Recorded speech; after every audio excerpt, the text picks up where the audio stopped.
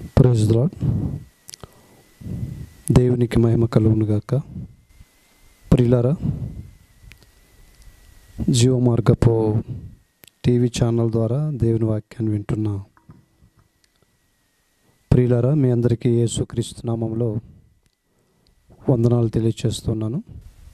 దేవుని వాక్యము ధ్యానం చేసుకుందాం. ఈరోజు మన అంశము నిదానించి చూసి బ్రతికిరి అనే అంశాన్ని మనం జ్ఞాపకం చేసుకుందాం. బైబిల్ గ్రంథంలో సంఖ్యాకాండము 21వ అధ్యాయము 4వ వచనాన్ని చదువుకొని చిన్న ప్రార్థనతో దేవుని వాక్యంలోనికి వెళ్దాం. వారు ఏదోము దేశమును చుట్టిపోవాలనని హోరు కొండ నుండి ఎర్ర సముద్ర మార్గమున సాగినప్పుడు మార్గాయాసము చేత జనుల ప్రాణము సొమ్ముచిల్లను కాగా, ప్రజలు దేవునికిని మోషేకును విరోధముగా మాటలాడి, ఈ అరణ్యములో చచ్చుటకు ఐగుప్తులో నుండి మీరు మమ్మును ఎందుకు రప్పించితిరి? ఇక్కడ ఆహారం లేదు, నీళ్లు లేవు, చవిచారం లేని ఆ అన్నము మాకు అసహ్యమైందనిరి. అందుకు యెహోవా ప్రజలలోనికి తాపకరమైన సర్పములను పంపెను. అవి ప్రజలను కర్వగా ఇశ్రాయేలులో అనేకులు చనిపోయిరి. చిన్న ప్రార్థన. ప్రేమ కలిగిన దేవా, పరిశుద్ధుడా, పరమ తండ్రి, నీ ప్రియకుమారుడు, మా ప్రాణ రక్షకుడు, విమోచకుడైన యేసుక్రీస్తు అతి పరిశుద్ధ నామమున వందనములు, స్తుతులు, స్తోత్రములు చెల్లిస్తున్నాం. దయని తండ్రి, సమయంలో మీ పాదాల దగ్గర మొదపెడుతున్నాం. మీ ఆత్మ సహాయం అనుగ్రహించండి. చదివిన లేఖనాలను విరిచిపంచడానికి నేను ఎంత మాత్రం యోగ్యుడను కాను, అల్పుడను, అయోగ్యుడను. కనుక మీరే వాడుకొని, మీరే వింటున్న బిడ్డలతో మీరే మాట్లాడి మహిమ పొందమని యేసుక్రీస్తు నామమున అడిగి వాక్యంలోనికి వెళ్తున్నాం తండ్రి. ఆమేన్. ప్రియులారా, దేవుని వాక్యము మనం చదువుకున్నాం. ఇక్కడ ఇశ్రాయేల్ ప్రజల గురించినటువంటి ప్రస్తావన మనం చూస్తూ ఉన్నాం. ఇశ్రాయేల్ ప్రజలను దేవుడు ఐగుప్తు బానిసత్వంలో నుండి, లేకుంటే ఐగుప్తు చెరలో నుండి విడిపించుకొని వచ్చినప్పుడు వారు ఐగుప్తు నుండి కనాను వెళ్ళడానికై యాత్ర చేస్తున్న దినాల్లో జరిగినటువంటి సంగతి మనం చూడగలుగుతూ ఉన్నాం. ప్రియులరా, ఇశ్రాయేల్ ప్రజలు దేవుని ఎడల ఇష్టలుగా ఉండక దేవునికి వ్యతిరేకమైన కార్యకలాపాలు జరిగించినప్పుడు దేవుడు శత్రు రాజ్యాలకు, లేక ఐగుప్తీలకు, లేకపోతే ఫిలిస్తీన్లకు ఈ రీతిగా అప్పచెప్పి వారిని అణచి, వారు అనపబడిన తర్వాత దేవుణ్ణి మొరపెట్టే స్థితిలోనికి వచ్చినప్పుడు, వారు పశ్చాత్తాప మనసులోనికి వచ్చినప్పుడు దేవుడు వారిని కనికరించి ఆ స్థితి నుండి ఎక్కడైతే అప్పగించినాడో అక్కడ నుండి దేవుడు వారిని విడిపించడానికి కనికరం చూపుతూ వచ్చినాడు. అలాగే దేవుడు ఇశ్రాయేల్ ప్రజలను కూడా ఐగుప్తు బానిసత్వం నుండి విడిపించడానికి భూమికి దిగి వచ్చినాడనే సంగతి బైబిల్ గ్రంథంలో వ్రాయబడి ఉంది. నిర్గమకాండంలో చెప్తున్నాడు. నిర్గమకాండము 3వ అధ్యాయంలో 7-8 వచనాలు చదివితే, మరియు యెహోవా ఇట్లనెను, నేను ఐగుప్తులో నున్న నా ప్రజల బాధను నిశ్చయముగా చూచితిని అంటున్నాడు. ప్రియులరా, ప్రభు దేవుని ప్రజల బాధను, తను ఏర్పాటు చేసుకున్నటువంటి ఇశ్రాయేళ్ల బాధను ఐగుప్తులో దేవుడు చూశాడు. అందుకే నా ప్రజల బాధను నేను చూసితిని అని, నిశ్చయముగా చూసితిని అని చెప్తున్నాడు. ఆయన మనల్ని నిశ్చయంగా చూసే దేవుడు. మనం బాధపడుతూ ఉంటే, బాధల్లో ఉంటే, ఇబ్బందుల్లో ఉంటే, శ్రమలో ఉంటే ఆదరించకుండా, ఆ శ్రమల నుంచి విడిపించకుండా ఉండే దేవుడు కాదు. కనికరం చూపకుండా ఉండే దేవుడు అసలే కాదు. ఆయన కనికరం చూపువాడు, కనికర స్వరూపుడు, కృపగలిగిన దేవుడు, ప్రేమ వాత్సల్యతలు గలవాడు. ఆయన కోపిస్తాడు, కానీ ఆయన కోపము క్షణం మాత్రమే ఉంటుంది. ఆ క్షణం మాత్రం కోపానికే మనం తల్లడిల్లుతాం. ఒకవేళ ఆయన కోపము ఇక మనవలే అనేక దినాలు కనుక ఉంటే ఎవరము నిలవలేం.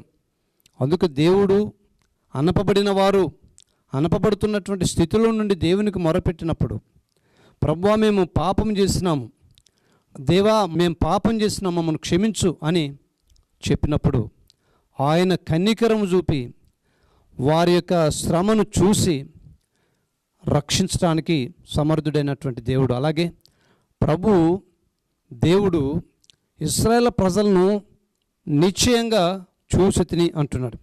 నిశ్చయంగా చూసి ఆయన ఏం చేశాడంటే, పనులలో తమ్మును కష్టపెట్టు వారిని బట్టి వారు పెట్టిన మొరను వింటిని అంటున్నాడు. చూశాడు. ఇశ్రాయేలులను ఐగుప్తీయులు వారి యొక్క పనులలో కష్టపెడతా ఉన్నారు. వారి పనుల్లో వారిని కష్టపెడుతూ ఉన్నారు. ఐగుప్తీయులు ఇశ్రాయేలును కష్టపెడుతున్నారు. ఇశ్రాయేలు ఐగుప్తీయుల క్రింద కష్టాన్ని అనుభవిస్తున్నారు, దుఃఖాన్ని అనుభవిస్తున్నారు, బాధను అనుభవిస్తున్నారు. ఆ బాధన కష్టాన్ని ఆయన చూశాడు. వారు కష్టపెట్టేటటువంటి వాటిని దేవునికి వారు తెలియచేస్తూ మొరపెట్టినప్పుడు వారి మొరను విన్నాడు. మన దేవుడు చూసే దేవుడు, మన దేవుడు వినే దేవుడు. మన ఇబ్బందుల నుండి, మన పరిస్థితులు, మన సమస్యలు, మనకున్నటువంటి సమస్తమైన బాధలు, వేదనలన్నిటిని కూడా ఆయన చూసేవాడు. ఆయన చూడకుండా ఉండేవాడు కాదు. ఆయన చూసేవాడు, చూస్తూ ఊరికి ఉండేవాడు కాదు, కానీ ఆయన మన మొరను కూడా వినేవాడు. ఆయన ఇశ్రాయేలు ప్రజల మొరను నేను వింటిని అంటున్నాడు. వారు పనులలో వారిని కష్టపెట్టినప్పుడు వారు పెట్టిన మొరను నేను వింటిని అని ప్రభు చెప్తా ఉన్నాడు. నేను వారి బాధను చూస్తుని వారి మొరను వింటిని అని ప్రభు చెప్తున్నాడు.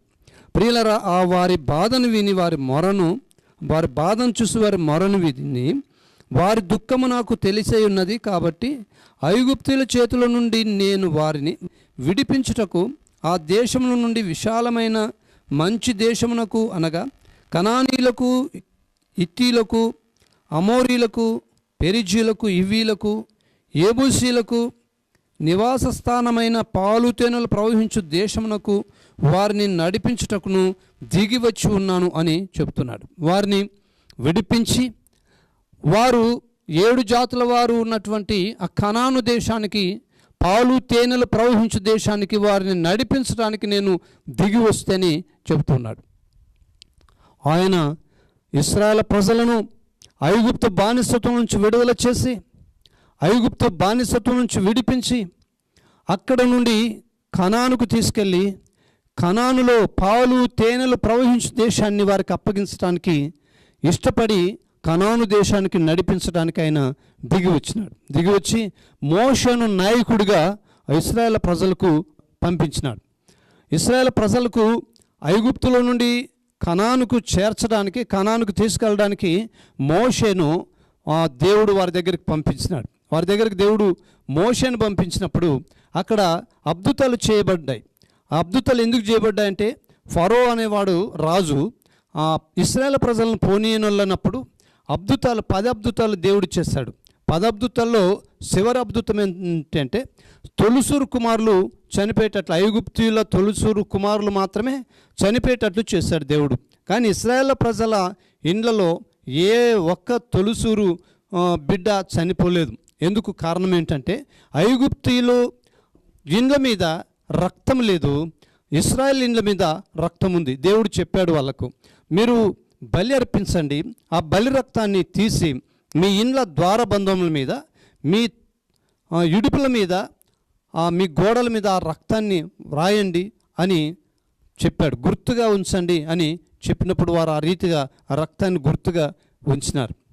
కాబట్టి ఆ రక్తం ఎవరింటి మీద అయితే ఉందో, ఎవరి దారబంధం మీద అయితే ఆ రక్తం ఉందో, ఆ ఇంటిని సంహారకుని దూత వదిలి వెళ్ళి ఆ ఐగుప్తుల ఇండ్లలో మాత్రమే తొలిసూరు కుమారులను చంపగలిగింది. ఇది ఈ అద్భుతం జరిగిన తర్వాత ఐగుప్తీయులు ఏం చేస్తారంటే ఇశ్రాయేల్ ప్రజలను పోనిచ్చేటప్పుడు వీరు పోయిన తర్వాత మరలా ఐగుప్తీయులు మరలా వారిని వెంటాడినారు. వారిని పోనిచ్చినా మనం, కానీ వాళ్ళని పోనీయకూడదని మరొక ఆలోచనకు వచ్చి వారిని వెంటాడుతూ వచ్చినప్పుడు ఇశ్రాయేల్ ప్రజలు వెళ్తూ ఉన్నారు. వెనక శత్రు సైన్యం వస్తుంది, ముందు సముద్రం ఉంది. కాబట్టి దేవుడు కర్ర చూపమన్నాడు, మోషేకు కర్ర చూపాడు. ఆ మార్గం ఏర్పడింది. సముద్ర మార్గంలోనే 6 నెలలు వారు నడిచి ఆదరికి చేరగలిగినారు. ఈ రీతిగా దేవుడు వారిని నడిపిస్తున్నప్పుడు ఇశ్రాయేలు అతౌరీల మార్గమున వచ్చుచున్నారని దక్షిణ దిక్కున నివసించిన కనానీయుడైన ఆరాదు రాజు విని అతడు ఇశ్రాయేళ్లతో యుద్ధము చేసి వారిలో కొందరిని చెరపట్టగా, ఇప్పుడు ఇశ్రాయేళ్లతో యుద్ధం చేసే వారిలో కొందరిని చెరపట్టినాడు. ఎవరంటే దక్షిణ దిక్కున నివసించినటువంటి కనానీయుడైన ఆరాదు రాజు యుద్ధం చేశాడు. ఇశ్రాయేల్ ప్రజలతో యుద్ధం చేసి వారిలో కొందరిని చెరపట్టగలిగినాడు. అయితే ఇశ్రాయేలు యెహోవాకు మ్రొక్కుకొని, నీవు మా చేతికి ఈ జనమును బొత్తిగా అప్పగించిన యెడల మేము వారి పట్టణములను నీ పేరట నిర్మూలం చేసేదమని యెహోవా ఇశ్రాయేల్ మాట ఆలకించి ఆ కనానీయులను అప్పగింపగా ఇశ్రాయేలు వారి పట్టణములను నిర్మూలన చేసిరి. అందువలన ఆ చోటికి హోర్మాను పేరు పెట్టబడును. వారు మొక్కుబడి చేసుకున్నారు, ప్రభువా వీళ్ళను మా చేతికి అప్పగిస్తే మేము వీళ్ళని సర్వనాశనం చేస్తామన్నప్పుడు ప్రభు వాళ్ళ చేతికి అప్పగించినప్పుడు వారు సర్వనాశనం చేస్తారు, ఆ పట్టణాలను నిర్మూలం చేసినారు అని. అందుకు ఆ యొక్క స్థలానికి, ఆ చోటికి హోర్మాను పేరు పెట్టబడింది అని ఇక్కడ మనం చూస్తూ ఉన్నాం. అయితే వారు ఏదోము దేశమును చుట్టిపోవాలనని ఓరుకొండ నుండి ఎర్ర సముద్ర మార్గముగా సాగినప్పుడు మార్గాయాసం చేత జనులు ప్రాణము సొమ్ముచిల్లెను అని రాయబడింది. జనుల యొక్క ప్రాణములు సొమ్ముచిల్లినాయి. ఎందుకంటే వారు చుట్టి వచ్చినారు, మార్గం చాలా ఎక్కువగా నడిచారు. ఆ మార్గాయాసం చేత వారు స్పృహ తప్పారు, లేక మార్గాయాసం చేత వారు ఏమైనారంటే సొమ్ము చిల్లిపోయినారు, స్పృహ తప్పిపోయినారు. కాబట్టి సొమ్ము చిల్లినటువంటి సమయంలో ప్రజలు దేవునికి మోషకును విరోధంగా మాట్లాడినారట. ఎలా విరోధంగా మాట్లాడినారు అంటే, ఎందుకు మమ్మల్ని ఐగుప్తుల నుండి ఇక్కడికి తీసుకొని వచ్చినారు? ఐగుప్తులో మాకు సమాధులకు స్థలం లేదని ఇక్కడ తీసుకొచ్చినారా? ఈ అరణ్యంలో మేము చావాలని తీసుకొచ్చినారా? అరణ్యంలో మమ్మల్ని చంపడానికి మీరు ఇక్కడ తీసుకొచ్చినారా అని దేవుని సేవకుడైన మోషేకు విరోధంగా వారు మాట్లాడినారు. అదే సంఖ్యాకాండం 11వ అధ్యాయంలో కూడా వారు విరోధంగా మాట్లాడుతూ వారు మాంసం కొరకు ఏడ్చినటువంటి సంగతి అక్కడ వ్రాయబడి ఉంది. ఎందుకు వారు మాంసానికి ఏడ్చారు? వారు మాకు మాంసం లేదు, సవిచారం లేని ఆహారం తింటున్నామని చెప్పి మాంసానికి ఏడ్చినప్పుడు ఆ ఏడుపు ఆకాశానికి వినబడిందంట, ప్రభు సన్నిధికి చేరింది. ఎందుకు వారు మాంసానికి ఏడ్చినారంటే, వారిలో మిశ్రిత జనం ఉండటం వలన మాంసానికి ఏడ్చినారని చూస్తూ ఉన్నాం. మిశ్రిత జనం అంటే ఇశ్రాయేల్ కాని ప్రజలు కూడా కొంతమంది అందులో ఉన్నారేమో, అందుకే మిశ్రిత జనం అని అంటున్నారు. ఈ మిశ్రిత జనాన్ని బట్టి అక్కడ కూడా శోధించగలిగినారు. అంటే మాకు సవిచారం లేని ఆహారం పెడుతూ ఉన్నారు, మాకు మాంసం లేదు, మేము ఐగుప్తులో తిన్నటువంటి స్వారకాయలు, కీరకాయలు, ఈ తెల్లగడ్డలు, చేపలు ఇవన్నీ మాకు జ్ఞాపకానికి వస్తున్నాయి అని వారు చెప్పారు. వ్యతిరేకమైనటువంటి మాటలు మాట్లాడినారు. అంటే వారి హృదయంలో ఐగుప్తును విడిచి రాలేదనే సంగతి మనకు అర్థమవుతుంది. వారి హృదయంలో ఇంకా ఐగుప్తు ఉంది, ఐగుప్తును ఆశిస్తూ ఉన్నారు, వెనకటి స్థితిని వారు ఆశిస్తూ ఉన్నారు. ప్రియులారా, దేవుడు ప్రతి విశ్వాసిని, అంటే రక్షణ పొందినాము, మేము క్రైస్తవులము, దేవుని పిల్లలమని చెప్పుకున్న ప్రతి విశ్వాసిని ఐగుప్తు లాంటి పాపం అనే ఐగుప్తులో నుండి మనల్ని రక్షించినాడు. కనాను అంటే పరమ కనానుకు మనల్ని తీసుకెళ్ళడానికి ఆయన మనల్ని యాత్రలో ఉంచగలిగినాడు. ఇది ఆత్మీయ యాత్ర. ఆత్మీయ యాత్రలో మనం ఉన్నాం. మనం కూడా కొన్నిసార్లు నిరుత్సాహపడుతుంటాం. లోకంలో ఉన్నప్పుడే బాగుండేది, అక్కడ ఉన్నప్పుడే అన్నీ చేసుకునే వాళ్ళం. ఇక్కడ వచ్చినాక ఏం చేయడానికి లేదు. ఎవరన్నా ఏమన్నంటే ఏమనడానికి లేదు. ఇంకెవరైనా ఏమేం చేస్తే కూడా ఏం చేయడానికి లేదు. ఏవి తినడానికి లేదు, త్రాగడానికి లేదని కూడా చాలామంది వెనక్కి చూసేవాళ్ళు ఉన్నారు. అలాగే ఇశ్రాయేలు ప్రజలు ఐగుప్తును ఆశించినారు. ఐగుప్తును ఆశించడం వలన దేవునికి కోపం వచ్చింది. ఇక్కడ కూడా ఏమంటున్నారంటే, మేము ఎందుకు ఇక్కడ మమ్మల్ని తీసుకొచ్చినారు? మాకు ఐగుప్తులో సమాధులకు స్థలం లేదని తీసుకొచ్చినారా? ఎందుకోసం తీసుకొచ్చినారు? ఇక్కడ ఇంత ఆయాసంగా మమ్మల్ని నడిపిస్తున్నారే, ఇంత మార్గాయాసం చేత మేము సొమ్ముచిల్లిపోతున్నాం. ఎందుకు ఇట్లా సొమ్ముచిల్లి మేము చావాలని తీసుకొచ్చినారా? ఐగుప్తులో మా సమాధులకు స్థలం లేదని తీసుకొచ్చినారా అని వారు సనుగుకున్నారు, వ్యతిరేకంగా మాట్లాడినారు. అయితే అందుకు యెహోవా ప్రజలలోనికి తాపకరమైన సర్పములను పంపినాడని ఇక్కడ మనం చూస్తూ ఉన్నాం. దేవుడు ఏం చేస్తున్నాడు? వారు అలా వ్యతిరేకంగా మాట్లాడడాన్ని బట్టి దేవునికి కోపం రేపగలిగినారు. దేవునికి కోపం వచ్చినప్పుడు ఏం చేశాడు ఆయనంటే, ఆ ఇశ్రాయేలు ప్రజల్లోనికి తాపకరమైన పాములను పంపించినాడు.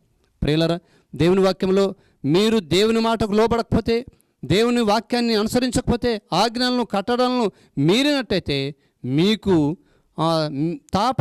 తాపకరమైన జ్వరాలను రప్పిస్తాను, కుదరని వ్యాధులను రప్పిస్తాను అని దేవుడు వాక్యంలో తెలియజేస్తున్నాడు. కాబట్టి ఇశ్రాయేలు అలా వ్యతిరేకంగా మాట్లాడినప్పుడు ఆయన కోపగించి తాపకరమైన పాములను ఇశ్రాయేలు ప్రజల్లోనికి పంపించినాడు. ఇప్పుడు ఆ తాపకరమైన సర్పములు ఇశ్రాయేలు ప్రజలను కరిచినాయి. అవి కరవగా ఇశ్రాయేలు అనేకులు చనిపోయినారని రాయబడి ఉంది. కారణం ఏంటంటే, వారు చిన్న సమస్యలను లేక చిన్న బాధల్ని సహించలేకపోయినారు. ఒక మార్గాయాసం చేత వచ్చినటువంటి సొమ్ము చిల్లడాన్నే, ఆయాసాన్నే వారు సహించలేకపోయినారు.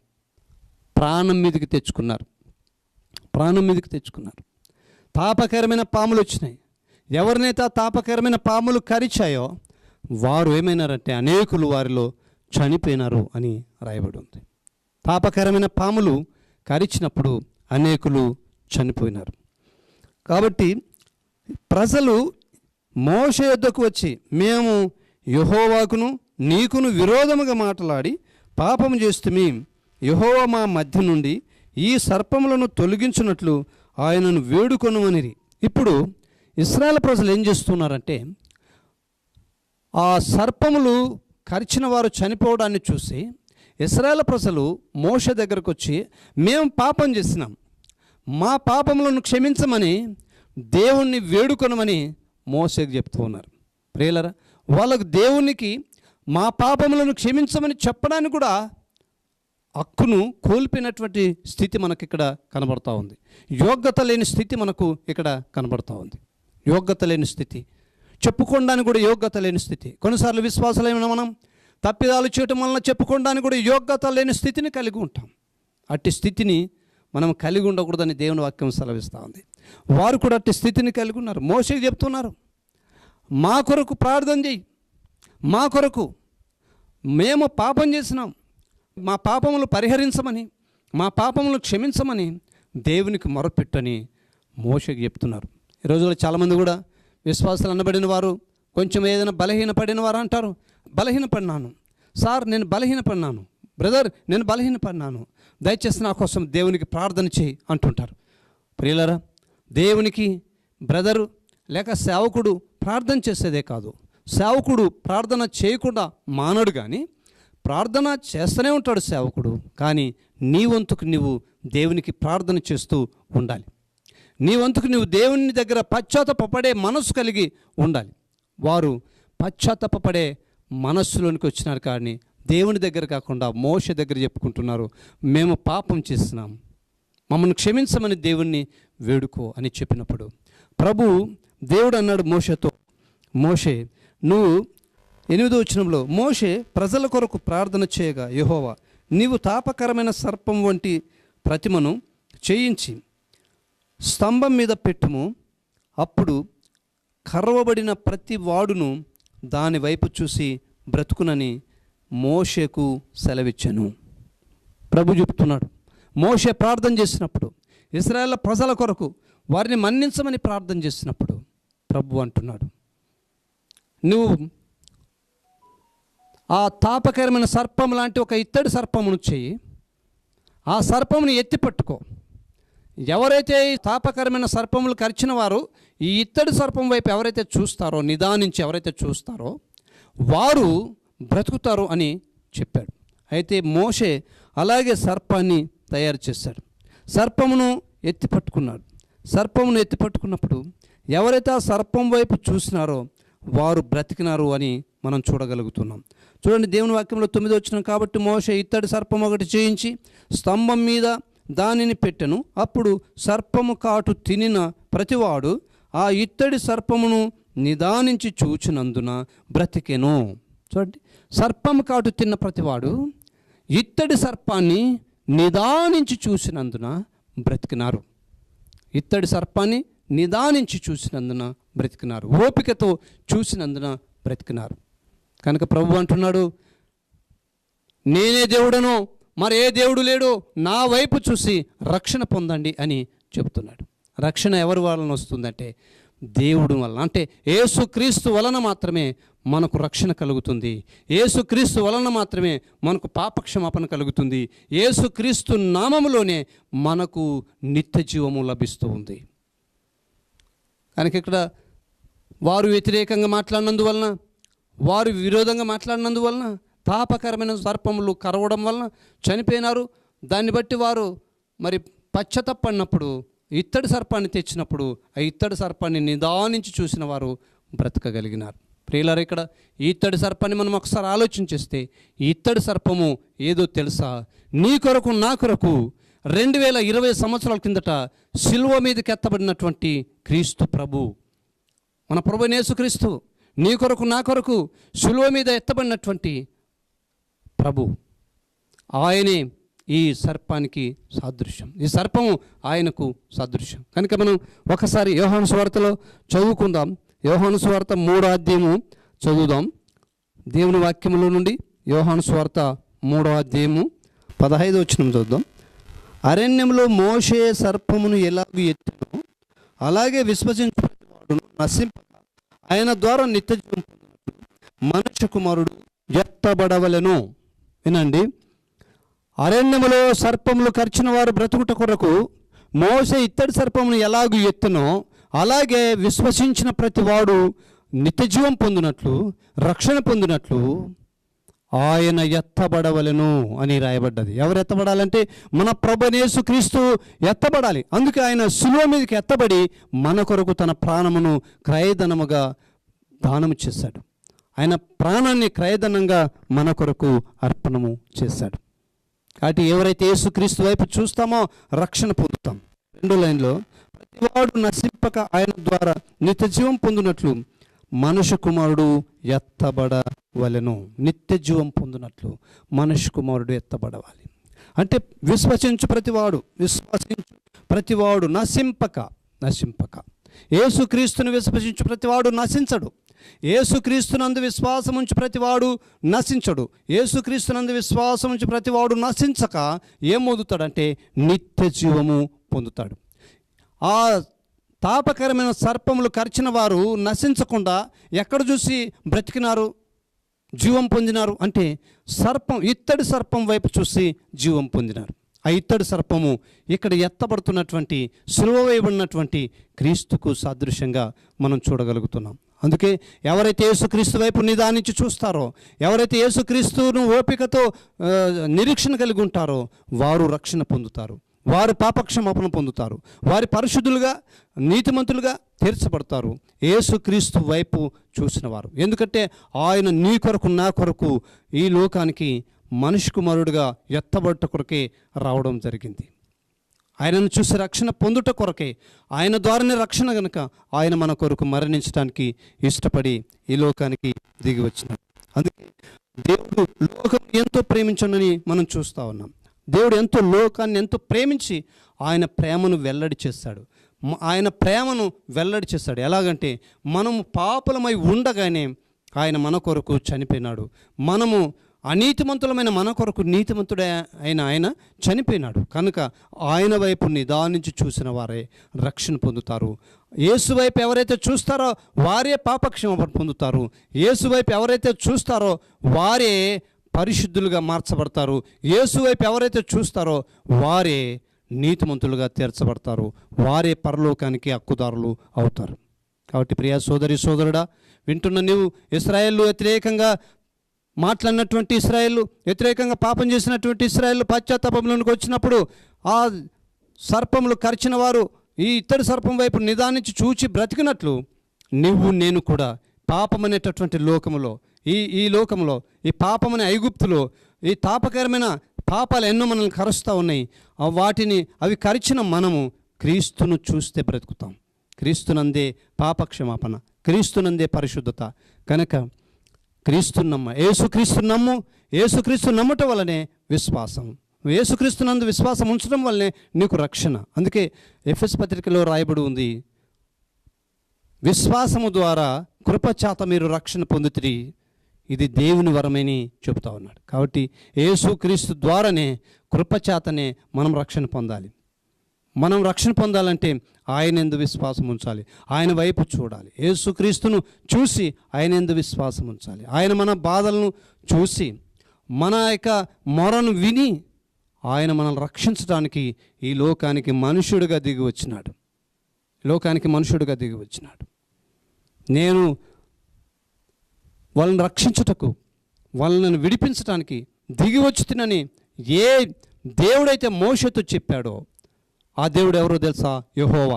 యెహోవా అయితే మోషేతో చెప్పాడో, నేను వారి బాధను చూసి వారి మొరను విని వారిని రక్షించడానికి దిగి వస్తే, వారిని విడిపించడానికి దిగి వస్తని యెహోవా అయితే చెప్పాడో ఆయనే నీ బాధను చూసి నీ మొరను, నా మొరను విని నన్ను విడిపించడానికి ఈ లోకానికి మానవుడిగా దిగి వచ్చి మనుషులందరి కొరకు ప్రాణాన్ని అర్పణం చేస్తాడు. అందుకే యేసుప్రభువు నమ్ము. యేసుప్రభువు నమ్మిన వారికి ఏ శిక్షా విధి లేదు. రోమపత్రిక 8:1 ప్రకారంగా క్రీస్తు యేసునందు ఉన్న వారికి ఏ శిక్షా విధి లేదు. కనుక నీ శిక్షా విధి నుండి తప్పించబడాలంటే యేసును నమ్ము, పాపక్షమాపణ పొందు, పరిశుద్ధుడు కా.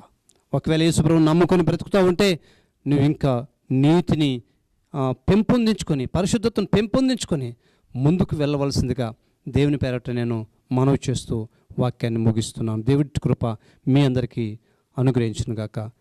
చిన్న ప్రార్థన. ప్రేమ కలిగిన దేవా, పరిశుద్ధుడా, పరమ తండ్రి, నీ ప్రియకుమారుడు, మా ప్రాణ రక్షకుడు, విమోచకుడైన యేసుక్రీస్తు నామమున వందనాలు, స్తుతులు, స్తోత్రములు చెల్లిస్తున్నాము నాయన. తగిలిన తండ్రి, మాట్లాడడానికి మీరు కృప చూపినందుకై మీకు వందనములు, మీకే మా స్తుతులు, మీకే మా స్తోత్రములు చెల్లిస్తున్నాం. మీరే బలపరిచినందుకే వందనాలు తండ్రి. విన్నటువంటి వాక్యం అనేకుల్లో మీరు ఫలింప చేయమని, దీవించమని, మేలు చేయమని యేసుక్రీస్తును అడిగి ప్రార్థించి వేడుకొనుచున్నాం తండ్రి. ఆమేన్.